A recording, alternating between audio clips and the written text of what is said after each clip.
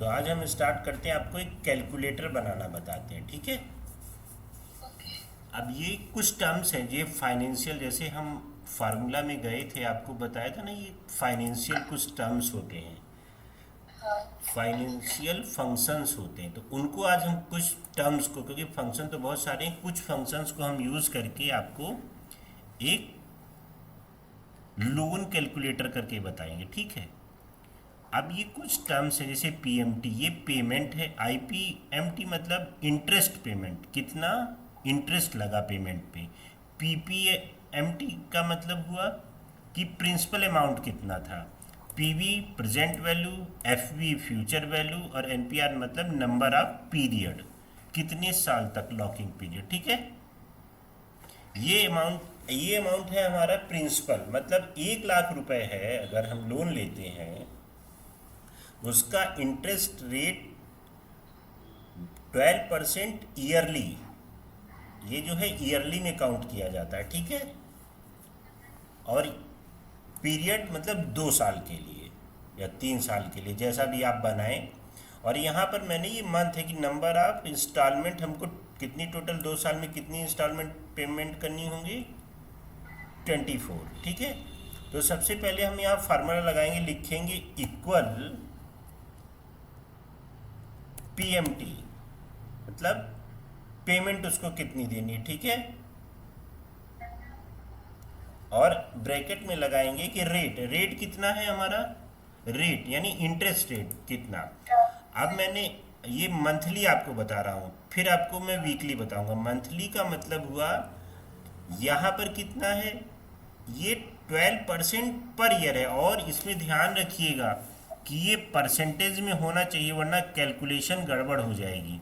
Percentage हम कहाँ से यूज़ करते हैं, यहाँ पे दिखाया था ना ये परसेंटेज, होम में जाके, तो इसको परसेंटेज बना लीजिएगा, ठीक है।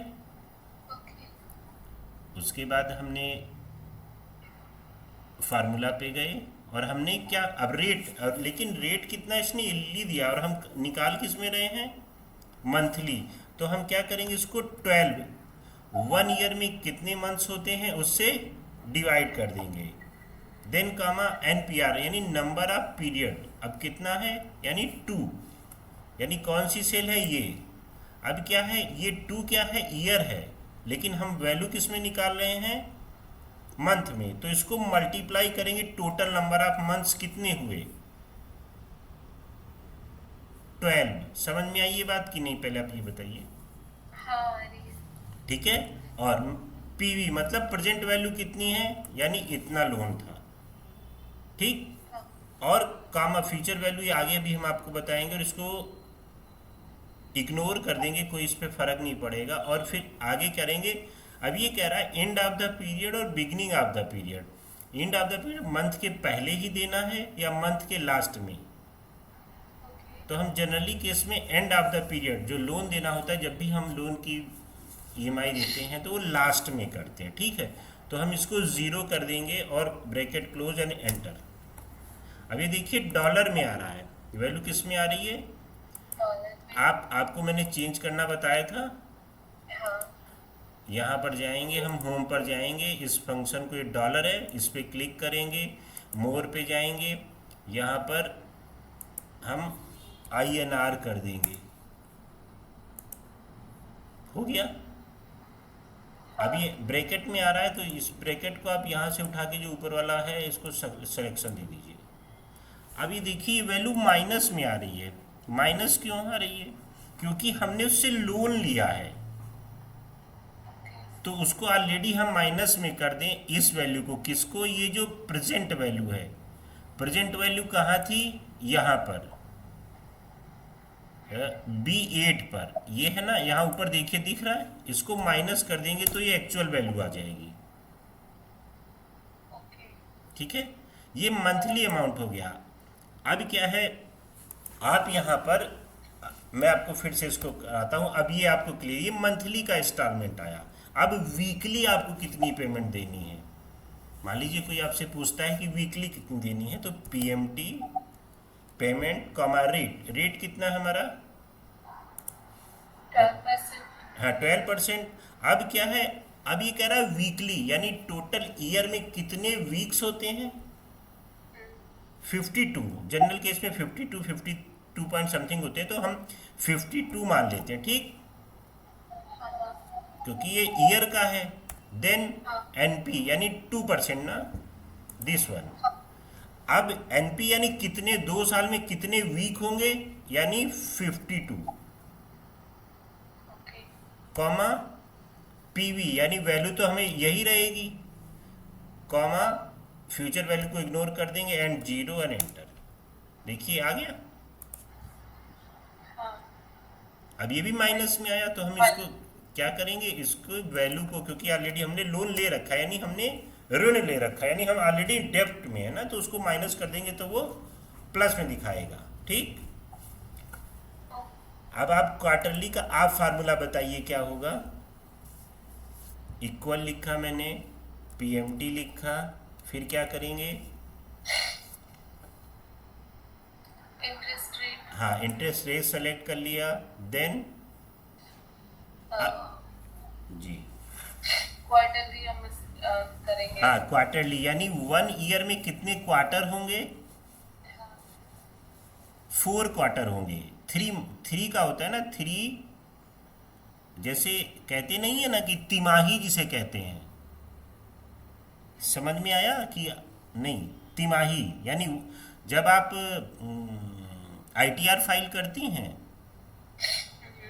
तो वो कब से लेता है, 31 मार्च को लास्ट हो जाता है, 1 अप्रैल से शुरू होता है तिमाही की, यानी अप्रैल मई जून जुलाई अगस्त सितंबर अक्टूबर नवंबर दिसंबर और जनवरी फरवरी मार्च, यानी आपके कितने क्वार्टर हुए, यानी 4 क्वार्टर हुए ना, 3-3 महीने के। नहीं समझ में आई बात? आ रही है, फिर से आप थोड़ा सा एक बार बताइए। हाँ, क्वार्टरली का मतलब क्या हुआ, क्वार्टर का मतलब क्या हुआ, 1/4, ओके ओके, ठीक है, क्वार्टर। तो अब हम कितने क्वार्टर हुए हमारे, 4 ही तो क्वार्टर होते हैं ईयर में, हाँ ठीक। ओके ओके, हाँ, अब 4 क्वार्टर हुए तो हम अब इसको क्या करेंगे, डिवाइडेड बाई क्या करेंगे, 4, ओके। देन हम क्या करेंगे, एनपीआर यानी रेट ऑफ इंटरेस्ट, वो लॉकिंग पीरियड, और उसको अब किससे मल्टीप्लाई करेंगे, 4 से, क्योंकि कितने क्वार्टर हुए 2 साल में, 8 क्वार्टर हुए, तो 2 इंटू 4 8 हो गया, ठीक। कामा प्रेजेंट वैल्यू कितनी है, अब प्रेजेंट वैल्यू को हम माइनस में लेके यही present value, then comma again future और इसको 0 एंड एंटर। समझ में आई बात? ओके, यानी अगर हम कोई ईएमआई पे करेंगे तो क्वार्टरली हमको यानी 3 महीने में 14,245 रुपये उसे देना होगा। अब नेक्स्ट टाइम आया सेमी एनुअली, यानी साल में 2 बार, ओके, साल में 2 बार हम करेंगे तो इक्वल सेम वही पीएमटी फंक्शन लगाया और हमने रेट ऑफ इंटरेस्ट ले लिया। अब क्या है, साल में कितने क्वार्टर वो होंगे सेमी एनुअली, 6 मंथ के 2 होंगे बेटा, तो हम इसको 2 से डिवाइड करेंगे, okay. Then NPR rate of interest into 2 करेंगे, देन कामा माइनस हम क्या वैल्यू ले लेंगे, अपनी present value, then comma again comma and 0 और एंटर, डन। नेक्स्ट है एनुअली। अब हमें कुछ नहीं करना, साल भी तो ऑलरेडी उसने 12% पर एनम दे रखा है और पीरियड टू दे ही रखा है, तो हम इस केस में कोई किसी से ना डिवाइड करेंगे और ना ही मल्टीप्लाई, सीधे लिखेंगे rate of interest this one comma minus this one comma 0 and enter. यानी अगर साल भर में एक ईएमआई पेमेंट करनी है तो 1,00,000 रुपए पे आपको 59,169 रुपीज़ 170 रुपीज़ आपको पेमेंट करने पड़ेंगे, और ये 9,170 रुपीज़ ये आपका इतना इंटरेस्ट हो गया, क्योंकि लिया तो आपने 1,00,000 रुपए है ना, और 50,000 प्लस 9,170 रुपये ये क्या है, रेट ऑफ इंटरेस्ट। ओके। ठीक है, अब हम यहाँ पर वो पीपीएमटी, पीपीएमटी का मतलब क्या है? प्रिंसिपल पेमेंट, यानी प्रिंसिपल अमाउंट मतलब मूलधन, समझती हैं? हाँ। एक्चुअल पैसा जो था, ये आईपीएमटी मतलब उस पर इंटरेस्ट कितना लगा, ठीक है, और पीएमटी मतलब उसका ईएमआई कितनी बनी। तो हम लिखेंगे इक्वल टू पीपीएमटी और कमा। अब ये कह रहा रेट, रेट सेम उसी कंडीशन में, अब ये हम मंथली करेंगे बेटा, ये सारे न छोड़ के हम सिर्फ मंथ वाला देखिए आपको दिखाते हैं। ये किया मंथ का मतलब यानी कितने मंथ हुए, सॉरी 12 हुआ, यही तो हमने किया था पर, ठीक है, ओके। पर पे किया हमने टोटल पीरियड यानी कितना था, 2। 2 यानी 24 होगा ना। हाँ। यानी 12 इंटू 24, सॉरी 24। एक मिनट गड़बड़ हो गया, सॉरी क्या हुआ 20। तो अब हम पर मंथ की ईएमआई हम निकालते हैं। पीपीएमटी का मतलब प्रिंसिपल अमाउंट निकालेंगे, फिर इंटरेस्ट कितना हुआ, फिर उसका ईएमआई और बैलेंस। तो सबसे पहले लिखेंगे equal to PPMT, then bracket हमने लिखा, और रेट, रेट का मतलब rate of interest divided by same pattern 12 into per का मतलब हुआ हमारा पर मंथ यानी मंथली आपको डालना है, देन कॉमा, देन पीवी यानी एनपी यानी locking period, this into same वही process, then comma, then again comma and zero, and अभी माइनस में I2 कुछ गलत हो गया, हमने कुछ गलत सेलेक्ट कर लिया, E12 कर लिया, sorry B10 and into 12 is equal to PPMT, then rate this one divided by 12, then comma per का मतलब E2 कॉमा NPR मत this one B into 12 comma, अच्छा हमने ये नहीं सेलेक्ट किया था, देन माइनस के साथ this one, then comma, then again comma and zero and enter. Okay, तो ये हमारा प्रिंसिपल आ गया कि इतना प्रिंसिपल कटेगा, फिर हमारा इंटरेस्ट कितना करेगा इक्वल टू IPMT, देन हम रेट सेम वही डिवाइडेड बाय 12, पर मतलब फर्स्ट मंथ कॉमा NPR यानी locking period this into 12, then minus this, sorry this one, then comma, then again comma, zero.